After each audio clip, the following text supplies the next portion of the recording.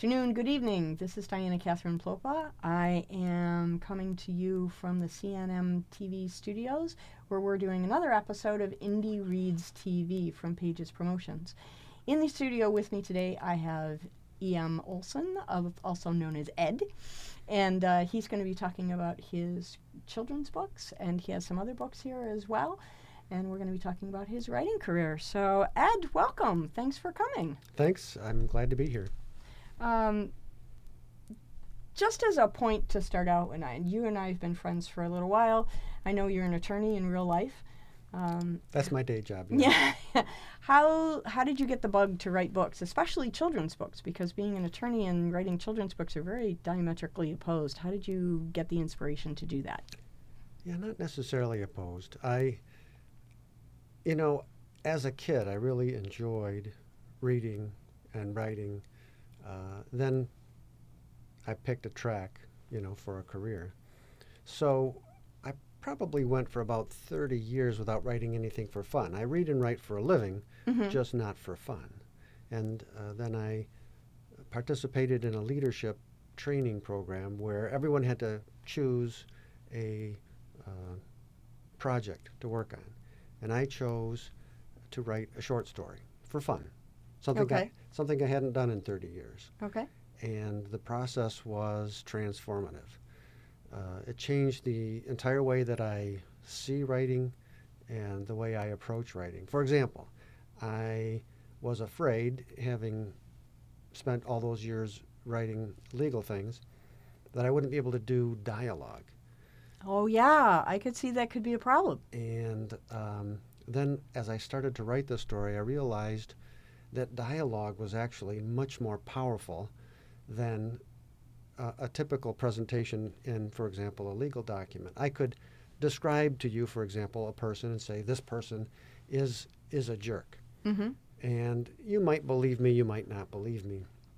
But using dialogue, I could instead have the person come into the room and say something horrible to an unsuspecting victim.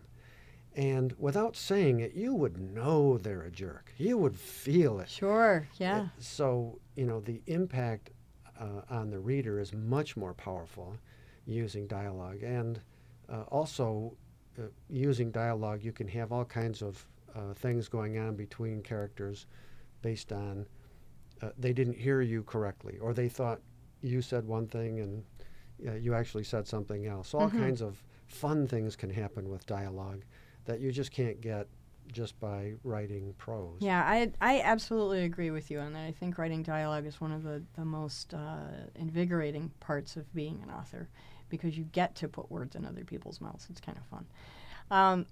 What was the thing that drew you to children's literature? Writing children's books is not that easy a task.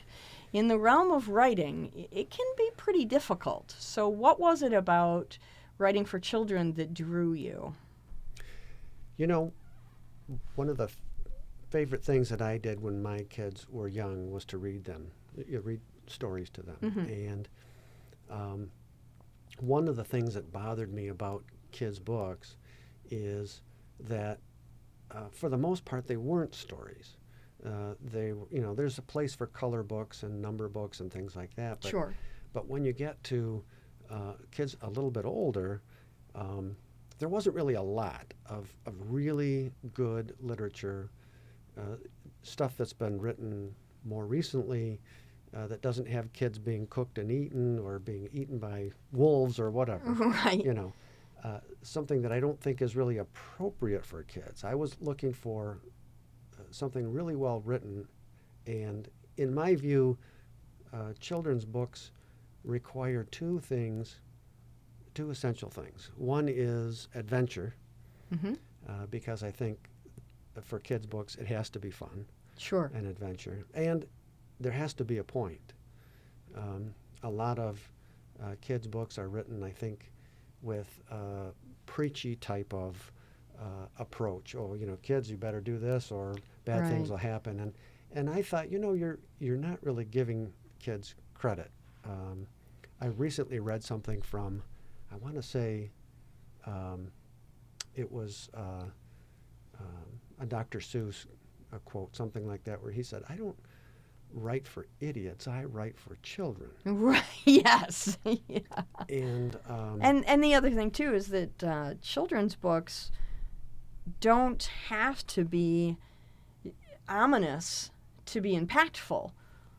You know, right. so many of the children's books, you know, you look at the Mother Goose story rhymes or you know, even Brothers Grimm, which is not for children to begin with, but so many of children's books have that ominous, the only way to teach you something is to make it oppressive or scary or whatever. And I think you're onto something there that really it doesn't have to be. Children's books can be entertaining and the kids can still learn at the same time. Especially if it's not something that you beat into their heads. You know, the stories that I write are about characters. They go through an adventure. Something happens to them. There is no preachy part. It's a fun story. At the end, and usually as adults, you'll recognize that there is a point to it right away. But the intention is that the kids pick up over time really the important point. You know, Oliver the Toaster was all about imagination. So so let's stop there since you brought him up. So Oliver the Toaster is this wonderful book. I love this book. It's so much fun.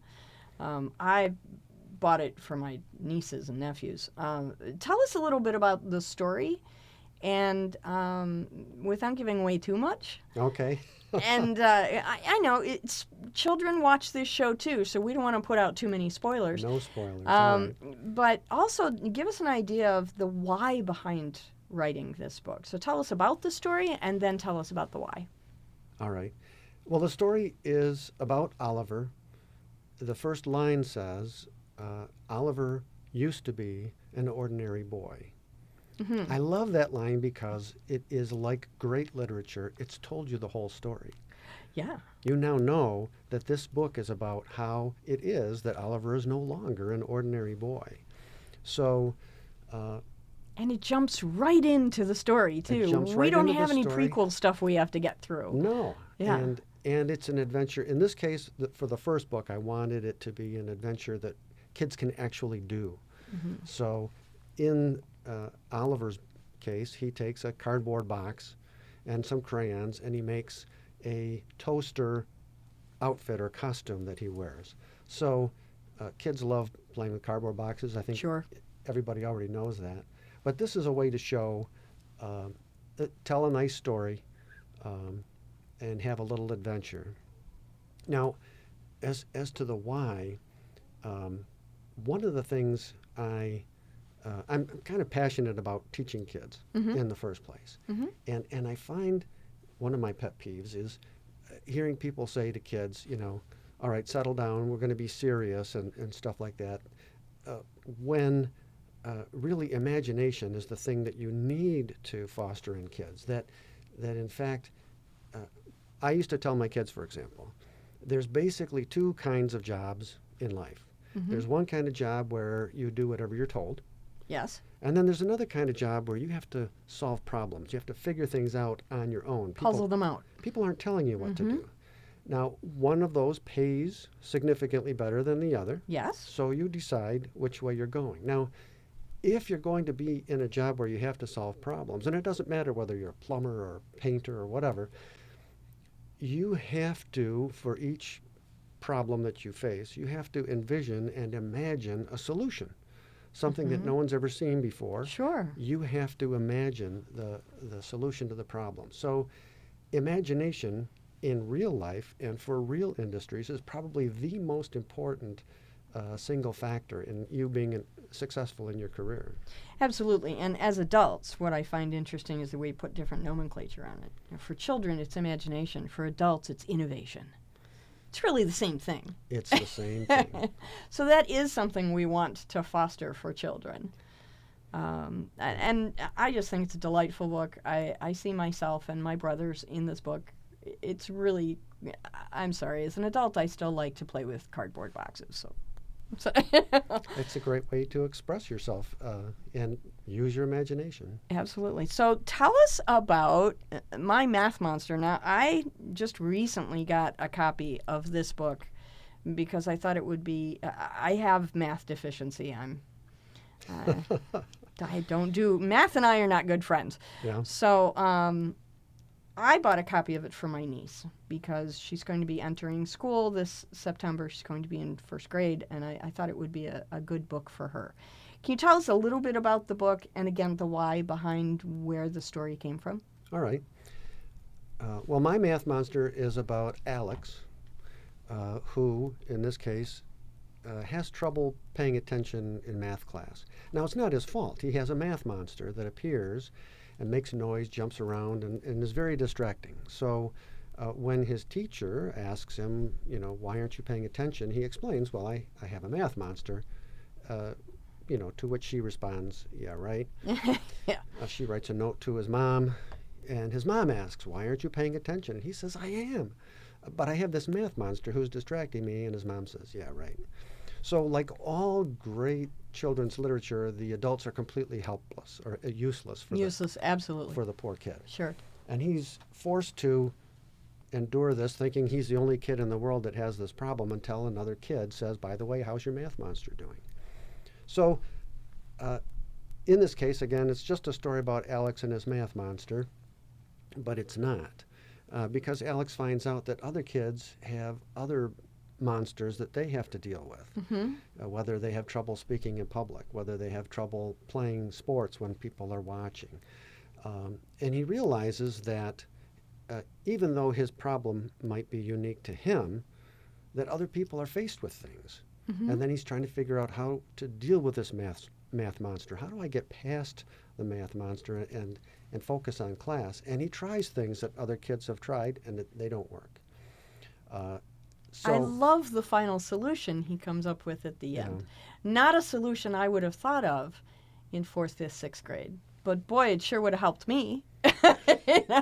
Well, so right. I think it's a phenomenal book. And I think what I love about this is that it's not, this book is not just for children. Mm-mm. This book is so insightful for me as a 55-year-old woman, and my son is a grown adult. I looked at this and thought, oh my goodness, I can apply this to business. That's true. I read this the day I bought it from you at the festival.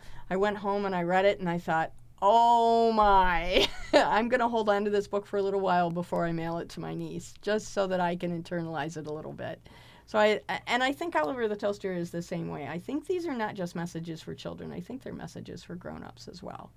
Exactly. And I believe that well, first of all, I want to encourage adults to read to kids. That's how they learn the love of reading. That's right. And I think if you have something in the story, and there's a few things in the stories that really are for the adults, the humor, for example, and so if the adult enjoys reading to the kid, they're probably going to do it more often. And, Sure. So yes, and the artwork too. I just want to open this up just real quick. See if I can show some of this artwork. Do you know what page we can find the monster on real quick? Because he's just super cool. At the beginning. There we go. Yeah.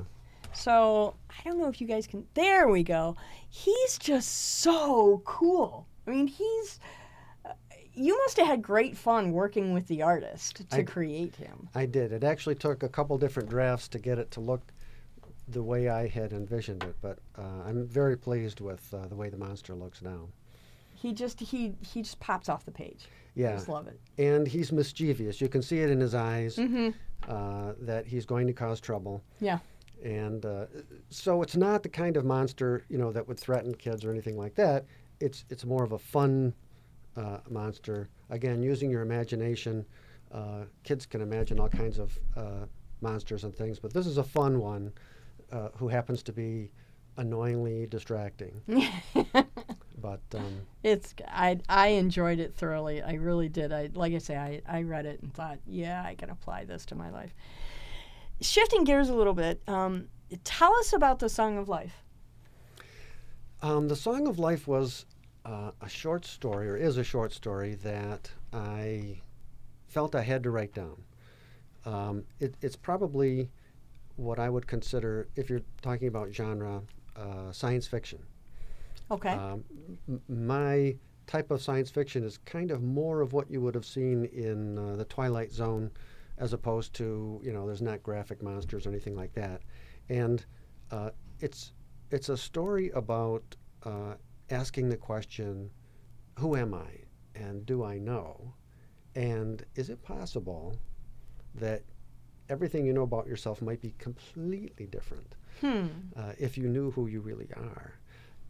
Again, it's not preachy or anything, but it's just a story about a young woman musician who finds out that her love of music is a little bit more than a humanly love of music. It comes from her ancestry as a visitor or refugee, along with the other visitors to us.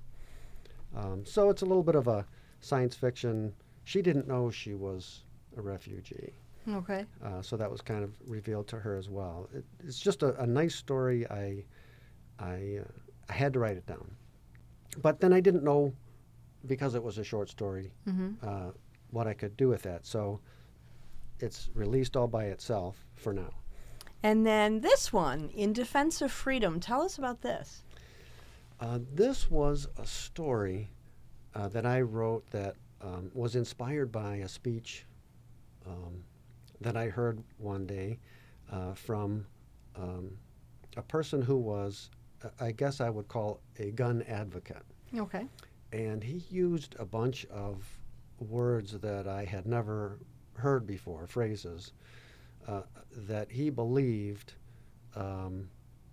He had this vision of America where everyone was carrying a gun, and everyone is safe because everyone is carrying a gun. And which, of course, goes against everything in U.S. history. There was a time not too long ago where everybody had the right to carry guns, and the legislatures all over the place realized that the only people carrying guns were causing trouble, and that's why we have gun control laws. So it's a story about that debate. It's a political story. I did my best to truthfully and honestly give both sides of the story. I think the intention is just to get people to think about that political issue. So it's a political story, very different from everything else. Sure, yeah. But my background as an attorney, I'm also my undergraduate degree is political science. So again, it was something that after the speech I thought, I have to write this story, so I have to write it down. And so it's released individually because I'm not sure what else to do with it right now. Okay. I get asked this a lot. And so I thought I would pose this question to you because you come from what most people would deem a normal existence, right? You have this normal job, and you have this normal family, and you're an attorney, and people like me, I write basically for a living now. I mean, I did have corporate jobs once upon a time, but for the most part, for the last 15 years of my life, I've been living a creative life. So it's a little different for me, but I get asked frequently, how do you create life-work balance between real life and your creative life? Your children are grown now, so I guess that would help. But how do you create that? Because I would think you kind of have to shift gears from your attorney life to your creative life. So how do you make time for that, and how do you balance it out? I'm not sure I do a very good job. Okay. Let me start there. I'm not sure that there is such a thing as perfect balance, but what I found, for example, is that I see or observe, I should say, things that I think, oh, that would make a good story. And I observe things like that much more often than I actually write them down because I'm busy doing other things. Sure. So consequently, I've got probably a dozen different projects of things that I've started and haven't finished. But finishing, requires time. You have to decide, I'm going to get this done. And then just sit down and do it. And it was amazing to me, for example, with Oliver, how long it took to do editing. Yes. There's this whole process that I it never occurred to me that I would go through. You know, I wrote down the story at first, but then I went back and said, you know, this part is really going off track. I'm going to take that out. Nah, this is off to the side. I'm going to take that out. Yeah, I can't remember who said it. I wish I have to look it up. Somebody famous writer said writing is 90% rewriting. Oh yeah, at And least most that. of us don't know that going into it. Right. I had not anticipated that because after, you know, taking the parts out that I thought shouldn't be in the story, then I thought, I better read this again. Do I still have a story? Do I have gaps in there? So now I'm filling in gaps. And then I'm breaking it down to, well, okay, let's go paragraph by paragraph. Does each of these make sense? And then sentence by sentence. Do each of these make sense? Yeah, And yeah. the process was just a lot longer than I had anticipated. But my goal, which I think I've achieved pretty well, is to have something that you could pick up and read to a child and it would flow and it would have a musical flow. Like the name. I would definitely vote that you got it right. Yeah. Yeah. I spent a lot of time trying to make sure I didn't have any words or phrases where you'd go, oh, that doesn't really fit with the story or the or the place you are or whatever. I wanted a musical rhythm that you could follow from beginning to end. So. Sure. Sure, it makes the story more memorable for children. And I think it makes it easier to read. Yeah, I would agree with that. So what's next for you? Are you working on another adult piece? Are you working on another children's piece? Are you kind of taking a writing hiatus for a while? What's going to come up next? Like I said, there's a bunch of different projects. There's one children's story that I spent some time on, and I think I was working on when we met a couple weeks ago, that I'm at least tentatively calling Being a Giant. Okay.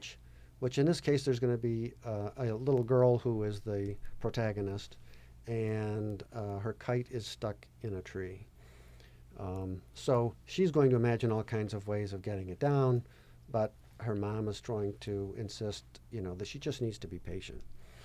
So again, it's just a fun story about how she gets her kite out of the tree, but it's a little adventure, a little bit of fun, and That does sound like fun. so I'm working on that. Other projects that I've started, I have one science fiction novel that I started. I've gotten a couple chapters in. It begins with my favorite line. Okay. The first line of my novel is, "Why are you here?" I love that question because you can use it pretty much all the time in pretty much anything you're doing to Almost any situation. to focus Yeah. yourself. So you could use it in the philosophical sense, why are we all here? But more importantly, when you're in a business meeting, why are you here? Yes. It's a very useful tool to help. So that's one of my favorite lines. That's the first line in my science fiction novel. So, when you decide one day to retire from being an attorney, Mm-hmm. do you see yourself being an author? Or do you see yourself just retiring and going to live in a little cabin in Boca somewhere? You know, I think retirement looks different for different people. I think if I had nothing to do, it would drive me crazy. So I don't see a time when I do nothing. Writing so far has been so much fun, has given me so much enjoyment, just, you know, honing these things down. What's the favorite part of it for you? I'm not sure that there's one favorite part. I think maybe going back over like the conversations. There's a few conversations in my Math Monster that are just so much fun. The play between the characters. Mm-hmm. I have a young adult novel that I started where, so again, we're dealing with like 10, 12-year-old kids Yes. Mm-hmm. who, you know, there's a lot of things going on. They're uncertain about life in general. And just the conversations between them are so much fun. That I really find a lot of enjoyment in. Do you, when you're writing your dialogue, Mhm. whether it's for children or for adults, do you find yourself pulling from your own experience, or do you write what you imagine or what you would like those people to say? I know when I wrote my romance novel, it's written from a man's point of view. And people said, how was a woman able to write from a man's point of view? And I jokingly say, it's easy. I just have my main character do, be, and say all the things I want my husband to do, be, and say. Right? Not entirely accurate, but it's a fun way to say, look, there is another way to doing this rather than experiencing it directly. So when you're crafting your dialogue, do you craft out of personal experience? Do you craft out of pure imagination? I mean, I think the characters are people that I know somehow, somewhere, but again, this is part of that transformative process. One of the differences I noticed when I start reading other people's things or whatever is I'm looking for truth. My mantra is I tell a lot of stories, but all of them are true. Okay. So each character, I believe, should be speaking from their own heart and from their own experience. It might not be what I have said. In fact, probably isn't. Probably isn't what any particular person actually said, but I think it helps to understand the character and to feel the character if they're telling the truth about who they are. And so I'm not sure how that meshes with what other people do, but when I read something, for example, one of my pet peeves is to read stories about somebody who was, very lazy in school, never studied, didn't do anything. They have a whole lifetime of kind of, joking around and stuff, and all of a sudden they're a genius. It's like, it's not true. Yeah. That never happens. Never. So, you've got Trading Places and these other movies where people who, without any training or experience, are suddenly geniuses. It's like, no, that doesn't happen, not in real. So that kinds of thing really offends me now because I don't see that as being written from truth. I think each character should be somebody that you could meet on the street and say, oh, I get that. An actual person. Yeah. And, I often tell people that fiction doesn't have to be perfect. It just has to be real. Right. Or more real than real life. Along the same lines, I when it comes to science fiction, I tell people that really good science fiction has nothing to do with science or fiction. It's about truth. Yes. And oftentimes it's about the reason you use science is to put the person in an unexpected or unusual circumstance, but now you can study something about human nature. Absolutely. That now you can see it. You couldn't see it in people walking around, but here, when you put them in this different place, a different time, an imaginary world, all of a sudden you see, right. I can see the difference between right or wrong or whatever. I can see that now. I'm so glad that you came in today, Ed. Thank you so much for sharing this time with us and sharing your books, and we look forward to what comes next. Thank you. It was a pleasure. Have a nice night. You too.